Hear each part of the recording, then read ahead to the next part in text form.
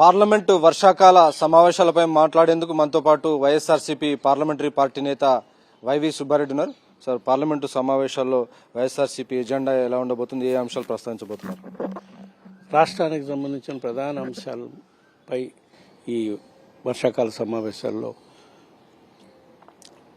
చర్చించేదానికి YSR Congress party నిర్ణయించుకుంది.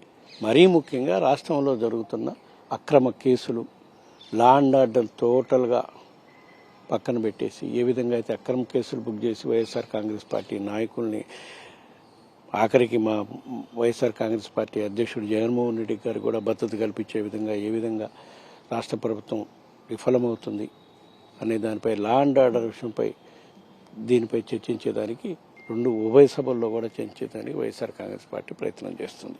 ఈ సమావేశం సందర్భంగా మరీ ముఖ్యంగా నిన్న మొన్న జరిగిన వైఎస్ఆర్ కాంగ్రెస్ పార్టీ ఎంపీ మిథున్ రెడ్డి గారి అక్రమ అరెస్టుపై కూడా చర్చించే కార్యక్రమం చేయడానికి మేము సిద్ధంగా ఉన్నాం.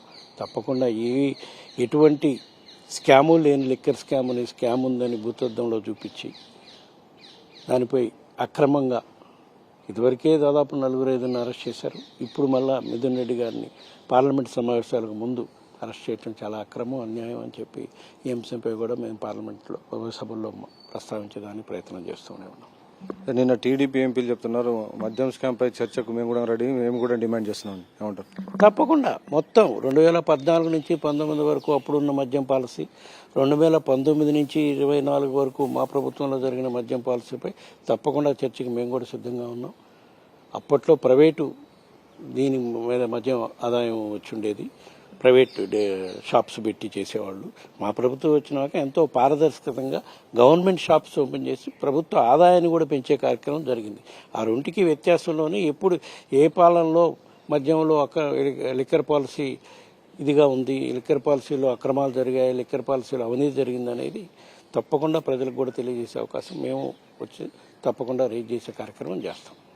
ప్రభుత్వానికి ఆదాయం పెరిగిందని మీరు అంటారు, కానీ విధానాన్ని మార్చారనేటువంటి ఒక ప్రధాన సమస్యను వాళ్ళు మార్చిన విధానం ఇది పారదర్శకంగా ఉందా, అంతకన్నా ముందుండే పాలసీ పారదర్శకంగా ఉందనేది ప్రజలకి ముందు పెడదాం, సభలో కూడా చర్చిద్దాం.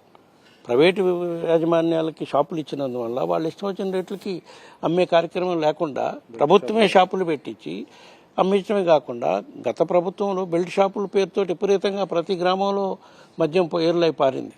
ఇప్పుడు 2019 నుంచి 24 వరకు ప్రభుత్వ షాపులే పెట్టిన తర్వాత ఇక బెల్ట్ షాపుల ప్రస్తావనే లేదు కదా. అందులో చాలా వరకు మద్యం నియంత్రణ కూడా చేయడం జరిగింది. సో దీనిపై కూడా చర్చించడానికి మేము సిద్ధంగానే ఉన్నాం. సరే, ఇక జాతీయ స్థాయిలో విషయానికి వస్తే కాంగ్రెస్ అనేక విపక్షాలు పహల్గాం ఉగ్రదాడి తర్వాత జరిగినటువంటి పరిణామాలపైన చర్చ జరపాలని ఉభయ సభల్లో కూడా నోటీసులు ఇచ్చినటువంటి పరిస్థితి, దానిపైన ఉంటాం.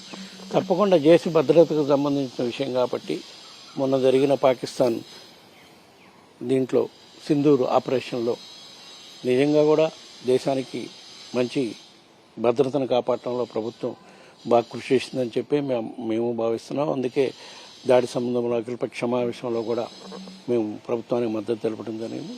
మంచిదే, దానిపైన స్పష్టంగా డిస్కషన్ అలౌ చేస్తే దానిపై ఎటువంటి కార్యక్రమాలు జరిగినాయి ఏందని డిస్కస్ చేసే కార్యక్రమం చేస్తే ప్రజలకి, దేశవ్యాప్తంగా ఉన్న ప్రజలకు కూడా తెలుస్తుంది కాబట్టి మంచి కార్యక్రమం అని చెప్పి మేము భావిస్తున్నాం. ఇంకోటి ప్రధానంగా ఆంధ్రప్రదేశ్లో ఖనిజ సంపద అంతా కూడా తాకట్టు పెట్టి అప్పులు తీసుకొస్తున్నారు అనేటువంటి ఒక ఆరోపణలు వస్తున్నాయి. ఈ అంశాలపైన ఏమంటారు?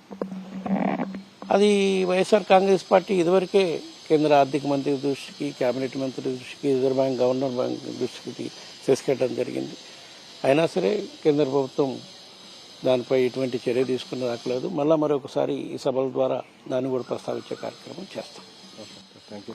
సో మొత్తానికి ఆంధ్రప్రదేశ్ సంబంధించి ప్రధానంగా అక్రమ అరెస్టుల పర్వాన్ని పార్లమెంట్లో గలమెత్తేందుకు ఎంపీలంతా కూడా సిద్దమవుతున్నారు. అలాగే వైఎస్ జగన్మోహన్ రెడ్డికి తగిన భద్రత కల్పించడంలో రాష్ట్ర ప్రభుత్వం విఫలమైందనేటువంటి అంశాన్ని తీసుకెళ్లబోతున్నారు. నిజానికి 2014 నుంచి 19 వరకు చంద్రబాబు ప్రభుత్వం పూర్తిగా ప్రైవేటు వ్యాపారుల చేతిలో మద్యం దుకాణాలు నడిపింది. దాంతో ఏరులై పారినటువంటి మద్యం బెల్ట్ షాపుల ద్వారా ఏరులై పారిందని చెప్తున్నారు. సో డెఫినెట్ గా 2014 నుంచి 2024 వరకు జరిగినటువంటి మద్యం విధానం అమ్మకాలపైన చర్చకు తాము పార్లమెంట్లో రెడీగా ఉన్నామని పార్లమెంటరీ పార్టీ నేత వైవి సుబ్బారెడ్డి సవాల్ విసురుతున్నారు.